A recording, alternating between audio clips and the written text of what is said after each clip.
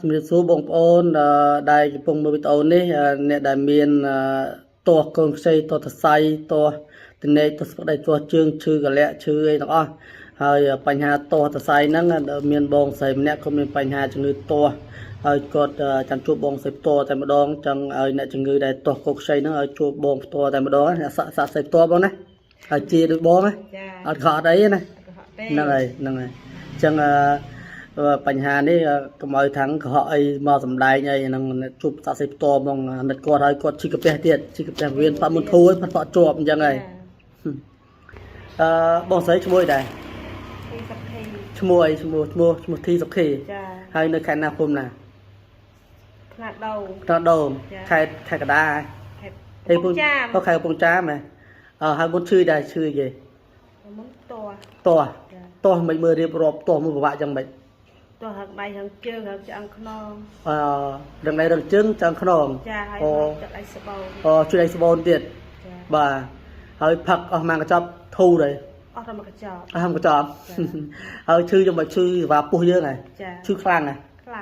ឈឺមើលអាការៈថាឈឺវាប៉ុណ្ណាទេកម្រិតតែឈឺហ្នឹងនិយាយរត់ទៅឈឺខ្លាំងហ្មងឈឺធ្វើទុកខ្លាំងហ្មងហ្នឹងហើយដល់ពេលយើងផឹកថ្នាំទៅធូរហើយហ្នឹងហើយចាយើងតោះនេះនោះតោះយ៉ាងម៉េចតោះថារឹងចង្ខ្នងរឹងចង្ខ្នងហើយមិនទៀតវាឈឺចង្កេះឈឺអីយ៉ាងណាចា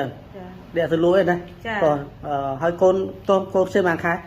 កូនទៅបានកាលនោះកូនបាន3ខែកូន3ខែតោះហើយហើយអាហ្នឹងហើយបងប្អូនដែលមានបញ្ហាតោះនេះគាត់សរសៃផ្ទាល់អាជាប៉ុនកប់មែនណាជាហ្នឹងហើយមានសំដាយណាអត់សំដាយប៉ិតហ្នឹងអញ្ចឹងសំផុសមួយណាអត់អីណាអត់ទេជំងឺគេឃើញទៅបានដូចថាបងឯងសពស្គាល់អញ្ចឹងណាជួយសពផ្សាយគ្នាទាស់ពិបាកបងឯងឥឡូវឧទាហរណ៍ថាបងឯងឈឺអញ្ចឹងគេប្រាប់បងឯងជាអញ្ចឹងបងឯងសុវ័យចិត្តណាចុះអ្នកដូចតដូចបងឯងអញ្ចឹងគ្នាមកជាទៅគ្នាសុវ័យចិត្តអញ្ចឹងណាហ្នឹង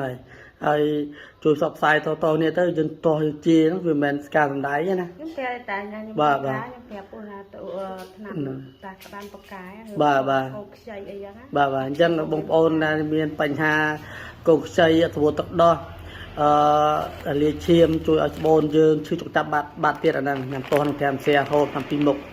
ញ្ចឹងអរគុណច្រើនបងណាហ្នឹងហើយអញ្ចឹងបងប្អូនដែលមានបញ្ហាតសរសៃតស្បដៃជើងឈឺចង្កេះឈឺស្បូនហ្នឹងលេខទូរស័ព្ទ076ការ៉េ6 897 088 622ដើម7 3ដើម09 015 858 757នឹងសូមអរគុណច្រើនបង